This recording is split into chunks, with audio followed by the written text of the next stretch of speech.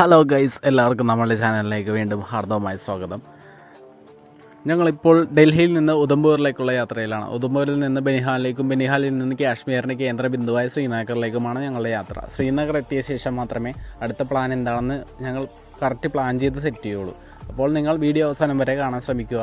കാരണം വീഡിയോയുടെ അവസാന ഭാഗത്ത് നല്ല ത്രില്ലിംഗ് ആയിട്ടുള്ള നല്ല മനോഹരമായ കുറേ സ്ഥലങ്ങളുണ്ട്. അതൊക്കെ ഒന്നും ആരും മിസ് ചെയ്യരുത്. അപ്പോൾ നമുക്ക് വീഡിയോയിലേക്ക് കടക്കാം.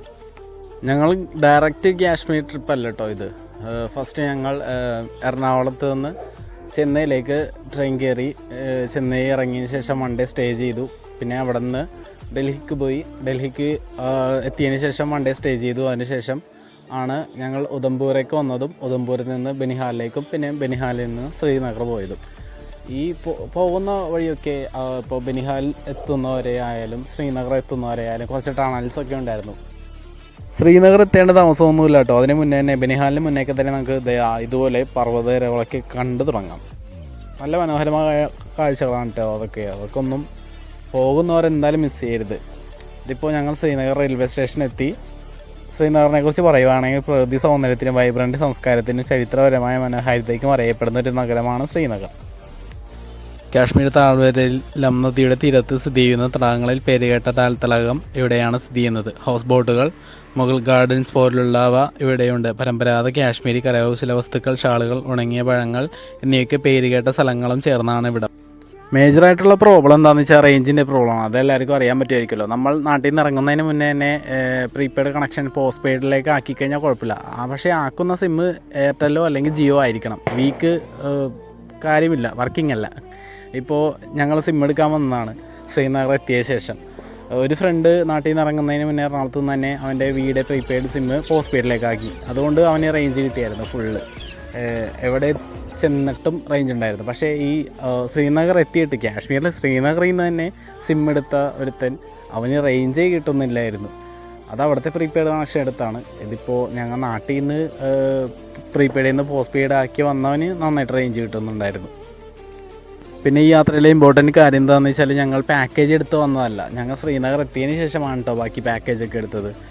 ഞങ്ങളിപ്പോൾ ഷിഹാർ റൈഡിലാണ്. തടാകത്തിൻ്റെ സൗന്ദര്യവും പ്രാദേശിക ജീവിതവും പര്യവേഷണം ചെയ്യുന്നതിനുള്ള ശാന്തമായൊരു മാർഗ്ഗമാണ് കാശ്മീരിയുടെ ഷിഹാർ എടുപ്പ്. ഇതൊരു പ്രധാന അനുഭവം കൂടിയാണ്. ഷിഹാർ റൈഡിനെ പറ്റി പറയുമ്പോൾ ഒരു പ്രാദേശിക ബോട്ട്മാൻ നാവിഗേറ്റ് ചെയ്യുന്ന ഒരു പരമ്പരാഗതവും ചെറുതുമായ മരം ബോട്ടിലാണ് ഷിഹാര സഞ്ചാരം. ദാൽ തടാകവും അതിൻ്റെ ചുറ്റുപാടും നമ്മെ പരിചയപ്പെടുത്തും.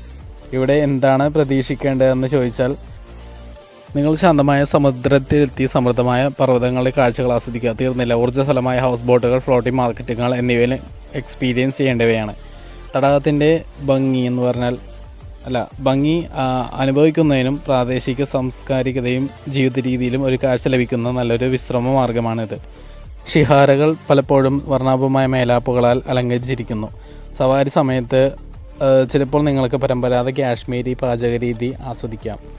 ഞങ്ങൾക്ക് ഒരു ബദാം ടീ കൊണ്ടുവന്നായിരുന്നു ഒരു ചേട്ടൻ. പുള്ളി ഇതുപോലെ തന്നെ വേറൊരു വഞ്ചിയിലൊറ്റയ്ക്ക് ഇങ്ങനെ, അത് പുള്ളിയുടെ ഒരു പുള്ളിയുടെ ഒരു മാർക്കറ്റ് പോലെ, ഫ്ലോട്ടിംഗ് മാർക്കറ്റ് പോലെയൊക്കെ തന്നെ. അതാണ് ഇവിടെ ഉദ്ദേശിക്കുന്നത്. ഫ്ലോട്ടിംഗ് മാർക്കറ്റ് പോലെ നമുക്ക് സാഫ്രോൺസ്, പിന്നെ ഇങ്ങനെ ബദാം ടീ, അങ്ങനെ പല കഴിക്കാനുള്ള ഇൻസ്റ്റൻ്റായിട്ട് കഴിക്കാനുള്ള സാധനങ്ങളും, പിന്നെ നമുക്ക് ഇപ്പോൾ വരുന്നവർക്ക് വിസിറ്റിങ്ങിന് വരുന്നവർക്ക് വേണ്ടിയിട്ടുള്ള ഐറ്റംസും അങ്ങനെ കുറേ ഐറ്റംസൊക്കെ ഉണ്ടായിരുന്നു. ഞങ്ങൾക്ക് ഒരു ചേട്ടൻ വന്ന് സാഫ്രോൺ പരിചയപ്പെടുത്തി തന്നു. പക്ഷെ ഞങ്ങൾ ഈ പുള്ളിയുടെ നിന്ന് വാങ്ങിയില്ല. പുള്ളി കുറേ നേരം സംസാരിച്ച് ബാർഗെയിൻ ചെയ്തൊക്കെ വെച്ചു. പക്ഷേ ഞങ്ങൾ ഈ പുള്ളിയുടെ നിന്ന് വാങ്ങിയില്ല. ഞങ്ങൾ വേറെ ഒരു ഔട്ട്ലെറ്റിൽ നിന്നാണ് വാങ്ങിയത്. ഒരു സ്റ്റാൻഡേർഡ് ഒരു ഷോപ്പിൽ നിന്നാണ് വാങ്ങിയത്. ഇവിടെ നിന്ന് വാങ്ങാഞ്ഞത് വേറെ ഒന്നും കൊണ്ടല്ല, അത്രയ്ക്ക് വിശ്വാസ്യത ഇല്ലാഞ്ഞിട്ടൊന്നുമല്ല. എന്നാലും കുറച്ചും കൂടി ട്രസ്റ്റഡ് ഷോപ്പിൽ നിന്ന് വാങ്ങുന്നതാണെന്നുള്ളൊരു ഉൾത്തോന്നൽ. അതുകൊണ്ട് ഞങ്ങൾ ഈ പുള്ളിയുടെ നിന്ന് വാങ്ങിയില്ല. ഈ പുള്ളി പറഞ്ഞത് 1 ഗ്രാമിന് 300 രൂപ അങ്ങനെ എന്തോ, പിന്നെ 1 കിലോയ്ക്ക് എന്തോ 7 lakh അറൗണ്ട് അങ്ങനെ എന്തോണ് പുള്ളി പറഞ്ഞത്.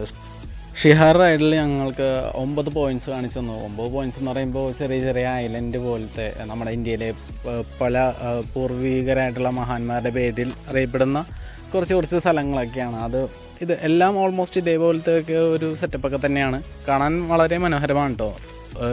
എല്ലാ ഫുട്ടേജൊന്നും എനിക്ക് ഉൾപ്പെടുത്താൻ പറ്റിയിട്ടില്ല. അപ്പോൾ ഇനി അടുത്ത എപ്പിസോഡിൽ കാണാം. ബൈ.